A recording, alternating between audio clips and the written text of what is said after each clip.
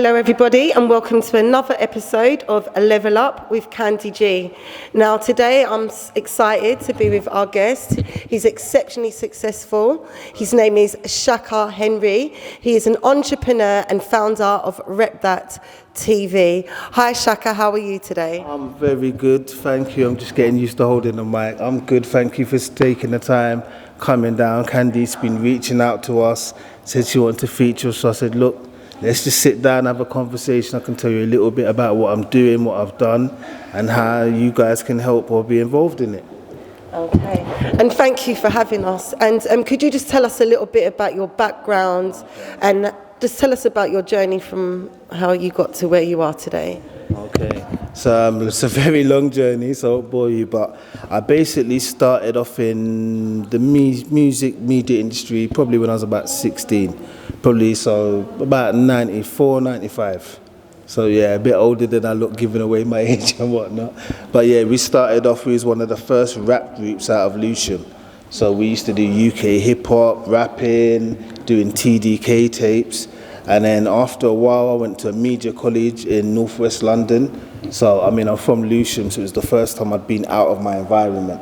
And then I just really got into media and putting on stage shows and doing radio shows with like Africa Bambaataa, Phoebe One from an early age, and just putting on events, radio, and just getting known from very young. He's the guy that likes to organise, hates being in front of the camera, still do, but he's the one that kind of organises and puts things together. When I was about 19, 20 years old, I went to something called the Urban Music Seminar. Okay. Do you remember that? I remember. I think I was there. I think that's probably where it was. It could have been there. I think everyone was there at that time. Yeah. That's the only thing we had in the industry to get together. So I went there. I think I met up with like Jasmine Dotiwala for the first time. Built like a conversation with her. Started. Then I met up with Dean Stewart. He's the guy that ran Homegrown from East London. He's seen me out of a crowd and he's been like, "You're Asher's son." I'm like, "How do you know?" He's like, "Because of your eyes." So he just picked me out of the crowd. He's like, "I remember the eyes, you're Asher's son, blah, blah, blah." I'm like, okay, we started talking. He's like, "Come, I've got a record label, distribution, come and work with me."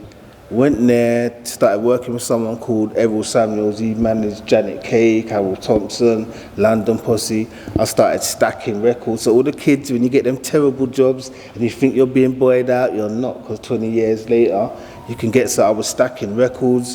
One of the salesmen was sick one day. I picked up the phone by accident, got on the phone, I sold some records. Then I started selling more records. Then by the time I was like 22, I was selling to every independent record store in the UK. Then they started moving to HMV and all the majors, and yeah, kind of, that's how I kind of started. And you said that you wasn't a guy that likes to be in the, limelight and stuff. How did you find your newfound confidence? The thing is, it was like, it's a weird one because I'm never not confident. Every time I tell someone I'm not confident, they look at me and laugh. They don't believe me. Say a little phone in the background, but yeah, they don't believe me. But you know what it is? I don't like being on stage because I feel there's people that are better suited for it. There's people that's what they want to do. I don't want to do that. But I've realised from my early age, I've always kind of stuck out because I'm half Jamaican, half Trinidadian. Most of the Jamaicans either Jamaican or Bajan, so you don't get that mix. So I've always had like a different colour eyes that for years it took me like, why Then you realise these are just my eyes and people are going to stare at me and it doesn't mean anything. And then I was like, oh, okay. So it's like I discovered confidence out of, I didn't have a choice. Everywhere I go, someone would kind of look at me and stare. So I just used that to my advantage. And my mum was an English teacher, so she always knew how to talk right and do certain things, and I just used it to my advantage at the moment. Kind of blurring from the question.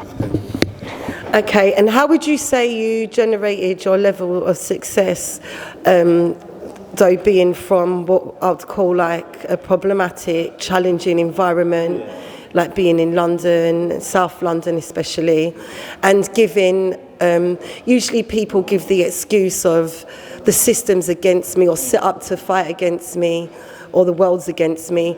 How would you say you set yourself to overcome that? I mean, that is a very brilliant question. It's something I've always wanted to find a way of weaving into a conversation. So, I mean, I'm from Lewisham. My dad was from Brixton. I spent a lot of time in Peckham. When I was a kid, I went to Brooklyn. So, if you look at the most gang-affiliated areas, I've grown up in the most gang-affiliated areas in the whole country and in America.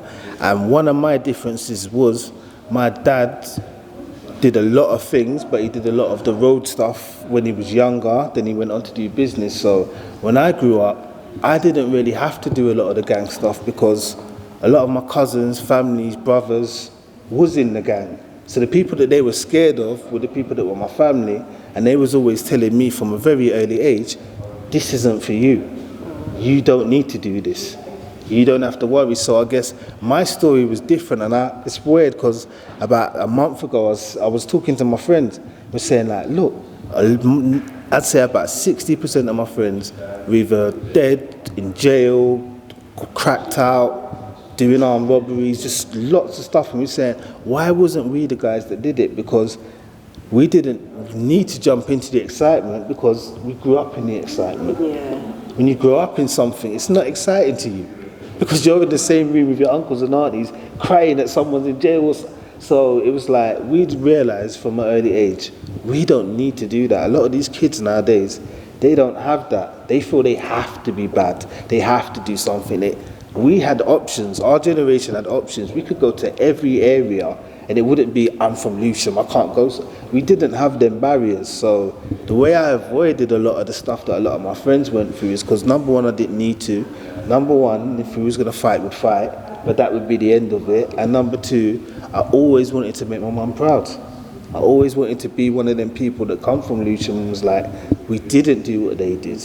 We did something else. We inspired. I've come from a Rasta background. That's not how we was taught. As Rasta, we was great people. We were leaders. We came from something.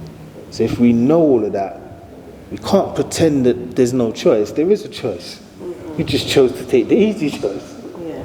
And a lot of these kids and people our age, they'll tell you now, they regretted it. They don't want it. They're calling me now saying, how can we work together? This isn't what I wanted to do. How can we give back now? And because I stayed around them and didn't do what they did, I'm now valuable to them. So I can now go from a corporate world, but still be very ingrained in the streets and try and merge them together. And you asked how I got where I got to, because I think I missed that out. So when I left doing distribution, I ended up in a company called Cavendish, and it was a media sales company. Now, I'd never done media sales before. I'd done distribution records. They basically took me and taught me how to sell commercially, as in being one of the only black people in the company, but selling like how they sold. Then I moved to another company where I was doing What Sell Phone magazine. After 6 months, I became deputy advertising manager. They were sending me around the world. Then I went to another company that was sending me. So I literally worked in some of the biggest companies in the world for 10 years, learning how to do sales marketing professionally. And that's one of the advantages that I had. And how did you find that working in a predominantly, being a minority in a corporate Horrible, world, horrible. I think I stayed in that industry for 10 years, but each job I probably got to about 13 months. And it was like, it was horrible because when I was coming up, like 90s, 2000s, we didn't have Obama as the president. Yeah. I would not be allowed to go to certain cells and boardrooms just because I'm black. I'd be walking into rooms like, imagine this, I'm from Lewisham, I'm from a council flat in Lewisham. I've gone to Monaco, I'm on a £1 billion ship on Monaco. I'm in a business suit, walking up to people. The people are coming up to me and asking me, am I the rapper? That's the type of stuff that you have to deal with when the only black person you're seeing in these companies is the cleaner. And you're the only one there. And I don't speak like someone who's come from Eton. I speak like how I speak. So how do you identify yourself? And did you identify yourself differently then to how you do now? No, because communication is key. If you can communicate with people, you've got to remember, if you've got like 80 salespeople that all sound like they've just come from Eton, and you've got one person that doesn't, that can make someone laugh on the phone, that can get to know them, they're going to start buying from that person. Now, what happens in sales, sales doesn't matter about colour. They won't let you in because of your colour. But if you can sell, colour goes out the window. So that's how I was able to climb up the ranks. And then, yeah, basically after I'd done that for a couple of years, I was married, I was living in Kent, I was working in a good company, and then I had a divorce, split up, was like, lost everything, and I had to come back to my mum's house in Catford. So it's like, I was back in the hood again with my friends. And it was like, oh, just spent 10 years making all this money, and now I'm back at my mum's house in the hood again. So it was like a couple of my friends, we all got together, and I said, look, I've learned all of this from the corporate world. Let's apply it to ourselves. Let's use all of this, and let's set up Rep.TV. And we set it up in about 2011, and the rest is just history, kind of. So you're saying that, yes, we're a minority, but we have to just get on with it and say, let's do it, this. So how would you say you cultivated that mentality and, you know, set yourself that mindset to say, I'm doing this? Because like I said, I mean, my dad, he was from where he's from, but he also went on to start managing groups. My dad was doing stage managing for Mark Morrison. My dad went on to set up stores. He went on to set up 3 different houses, property. So my dad was always very motivated. Me and my dad, rest in peace, he passed away 6 years ago. Okay. Our birthdays are like 3 days apart. So it's like, he was always, and we used to have a race with each other, who's going to get to 1 million first. So it was kind of, I didn't grow up with my dad, which was weird because he left when I was 2. Yeah, like most of the stereotypes you're gonna go. I grew up in a single parent council flat house. But yet you still speak a lot about your dad. Like, he seems to be very predominant in your life. Yeah, because would you say that he was a major influence to you, despite you not growing up in the same home? I think, you know. And, sorry, do you think that makes a difference with the dad's not living in the home? I think it motivates you. Because when you don't grow up with a dad, you've always got that little chip on your shoulder of I've been left behind. And bear in mind, I'm one of 8 kids. Oh, wow. So my dad went on to have 6 more kids, my brothers and sisters after that. So it was like, I always wanted to do better than him. So maybe that was the push. So it was only when we got older, we didn't speak for a lot of years. And then when we got older, it was like everyone kept telling me you're so much like your dad. And so it was like, I had to start understanding that there's something naturally in there, and he was probably one of my biggest motivations. And my mum and my granddad was probably one of my biggest motivations because he came from Jamaica, built up his own company. He was building mansions in Northampton. Like, he used to live in a 4-story house. Like, we've grown up broke. Some kind to all the way to Northampton, seeing my granddad in a 4-story house. When you're seeing that stuff and your friends talking about let's do road, it's not appealing. No. You knew you had to do. Yeah, I had to be someone. I had to be. I'm my mom's first child, my dad's second child. I had to. So how do you, Shaka Henry, define yourself? I'm just a normal person, man. I just try. I wake up like everyone else, and I'm just a normal person. But I live by never give up, and forward ever, backwards never. I say them words constantly every time I get up. Forward ever, backwards never, never give up. I've lost more times than anybody in this industry that was there before Graham Daly. Everybody that knows. He was there before SBTV. Everybody got a bus. We didn't get a bus. Our bus took very, very long to come. But the community knew who he was. Okay. So you was working, you had Younger TV was what you was doing. You was a commercial director there before, wasn't you? So tell us a bit about that. Okay, so before Younger TV, before that, I used to work at a company called OHTV. Okay. So OHTV was a Sky Channel on 199. I was their marketing director. Now, how I got that job is we had a show called One Mic, and I think before we started rolling, we was talking about Tipper Irie. He was one of the presenters of my first TV show. Oh, okay, brilliant. So we brought that TV show to OHTV. Then I told them that I'd done sales and marketing, never in TV, but in another field. And after a couple of months, I went in there, and after a year, I was there for like a year and a half doing the sales and marketing. So I left that for a while, then I started working with the BBC. I did about 2 or 3 different projects with the BBC. Again, our name ain't Bates, so it's not out there, but when you do like the worst, we did that. Then we started working with Amazon Prime, and then I was like, this TV industry is getting on my nerves. I'm gonna go and work with kids and help them get into jobs.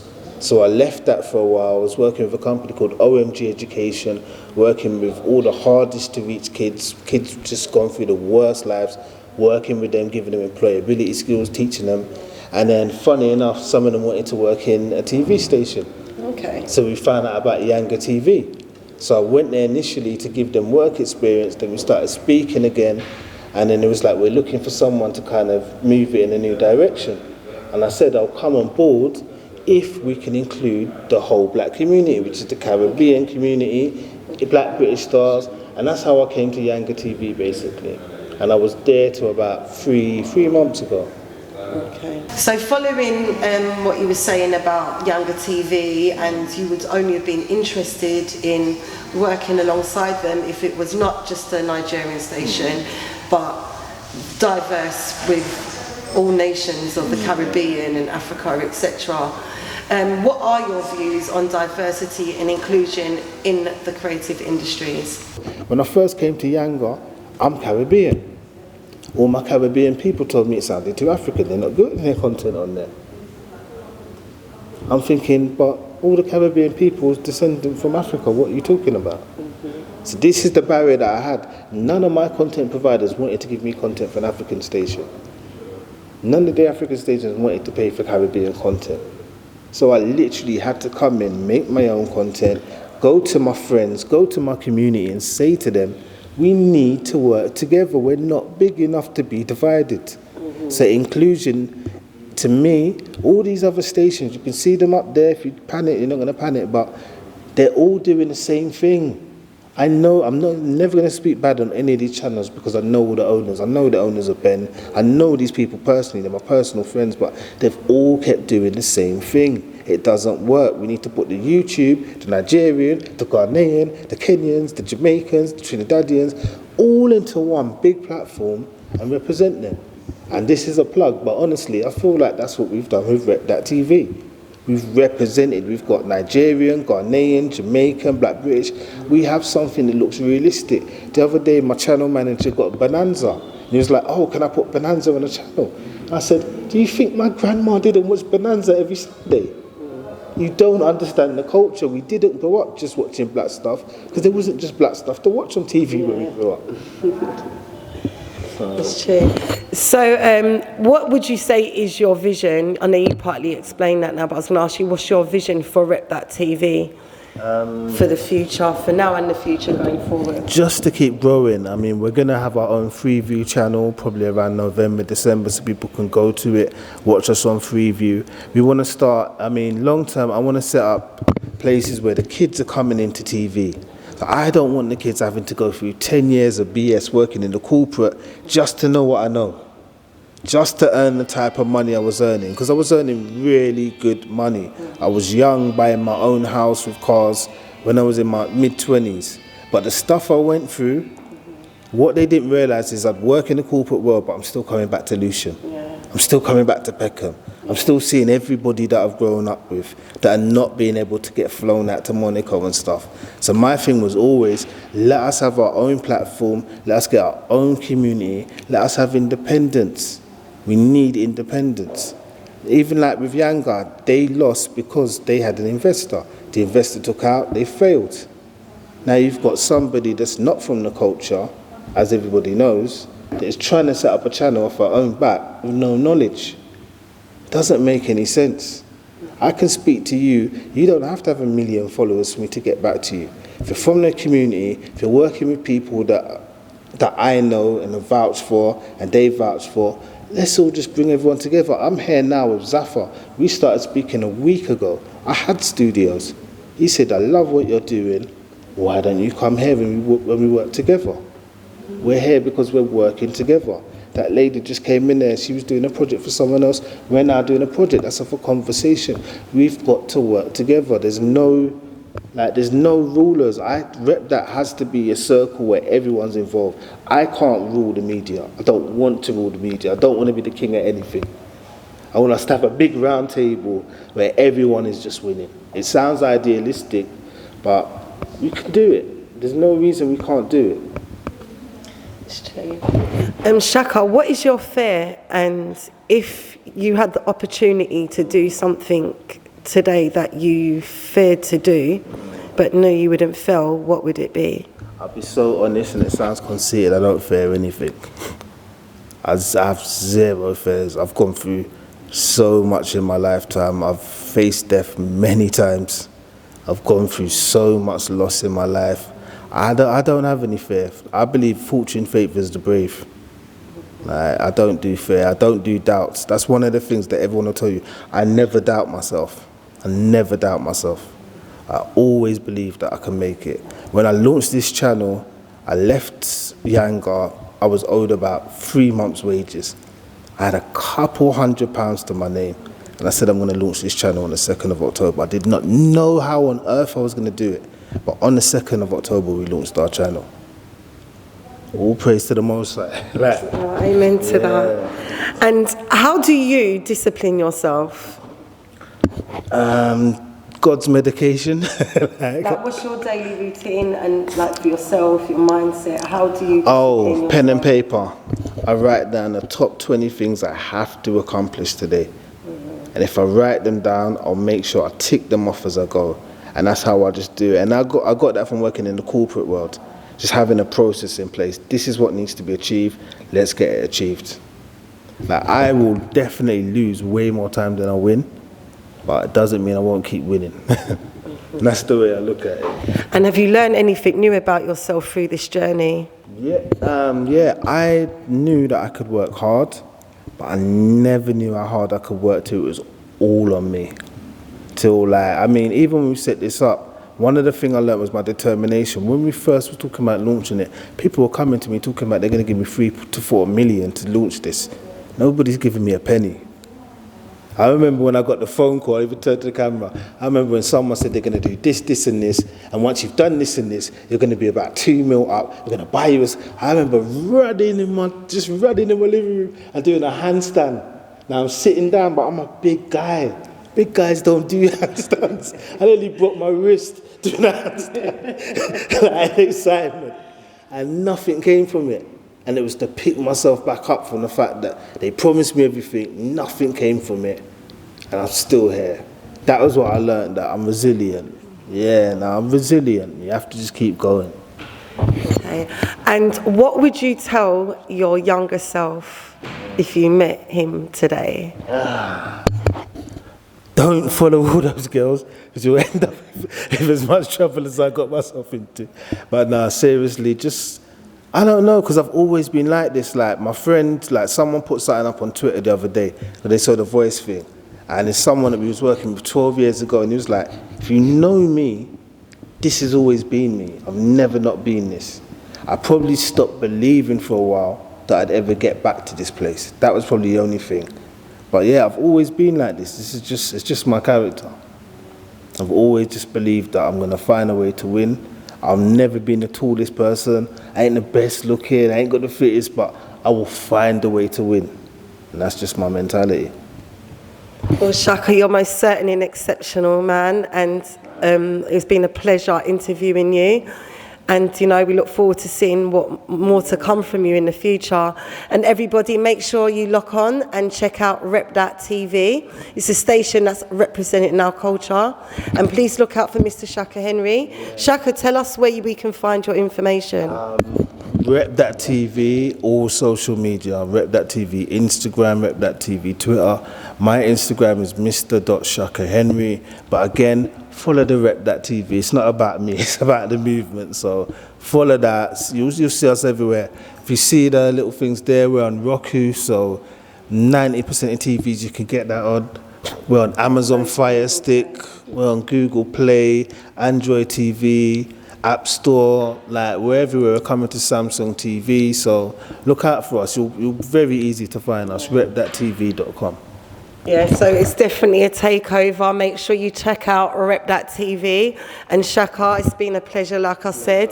Thank you, people, for staying locked. And make sure you don't forget to press that subscribe button and follow the nation for motivation. So this is Level Up with Candi G and it's your girl Candi. Stay locked. Peace out.